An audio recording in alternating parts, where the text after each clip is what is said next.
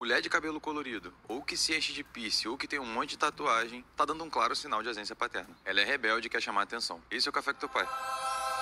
Pai representa a autoridade, o limite e a ordem, o princípio estruturante da personalidade. Quando a figura paterna falta ou falha, isso pode levar a comportamento de afirmação forçada de identidade. Olha como eu sou diferente. Busca por visibilidade como uma forma inconsciente de dizer, ei, olhe pra mim. E dificuldade com regras, limites e hierarquias. O cabelo colorido é um sintoma de uma alma gritando por validação, especialmente quando aparece junto com outros comportamentos de confronto com a sociedade. Para muitas mulheres que cresceram sem pai, ausente, omisso, violento ou distante, a dor não é elaborada. Há mais ou menos uns 15, 20 anos, fazer tatuagem deixou de ser a experiência de você ir até o centro da cidade, geralmente uma parte meio degradada de uma metrópole, por exemplo, e até um estúdio para que uma pessoa que geralmente não tem ensino superior, que aprendeu na técnica, na experiência a fazer o desenho, né, tatuasse a sua pele. Deixou de ser isso e passou a ser algo que você vai até um estúdio gourmet, onde você tem alguém que fez publicidade na faculdade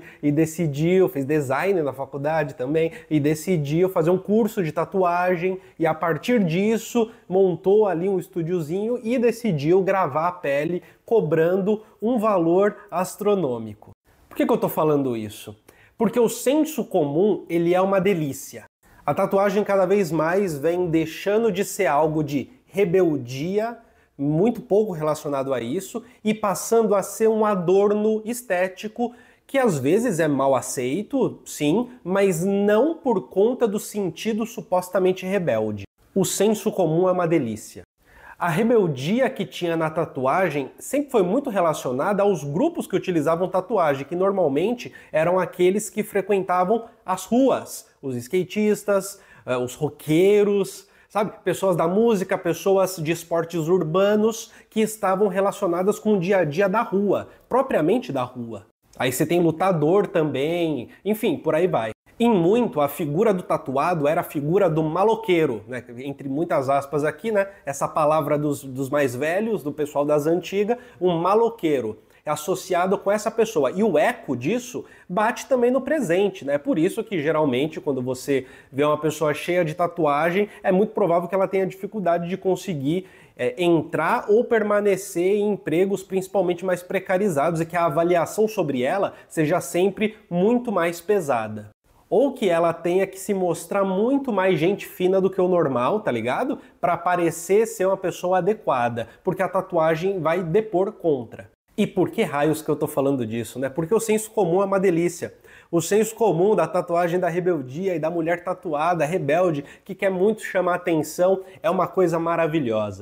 Deixa eu aproveitar e mandar um recadinho rápido. Participe da comunidade do Colunas Tortas, tem acesso ao nosso grupo exclusivo do WhatsApp, em que a gente troca uma ideia sobre crítica social, teoria social, algo mais próximo, a gente se diverte junto e tem acesso a vídeos exclusivos e a todas as lives que acontecem aqui no Colunas Tortas. Assim você contribui para o canal continuar vivo, contribui para que eu continue fazendo esse trabalho e ganha acesso a elementos exclusivos só para membros. Agora bora continuar com o vídeo.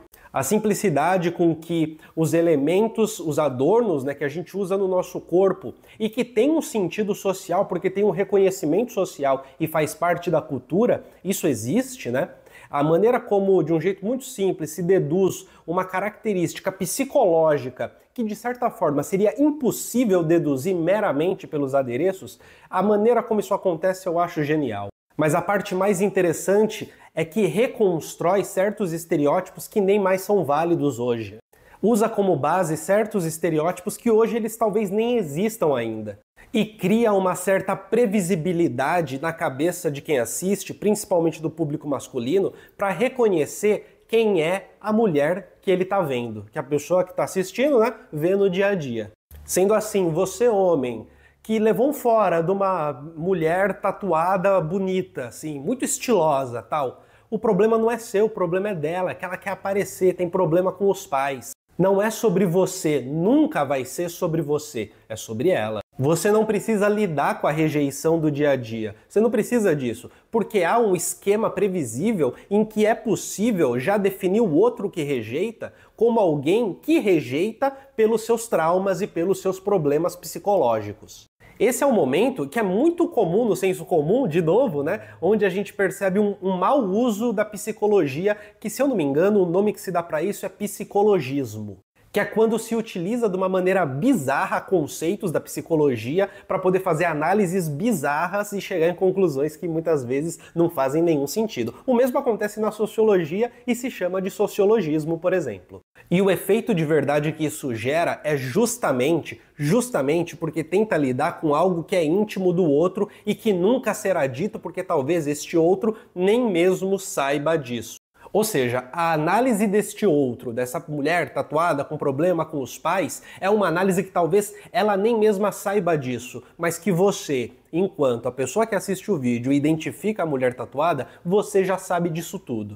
É quase como uma arma, uma ferramenta que gera previsibilidade nas relações e que dá ali uma sensação de exercício de poder.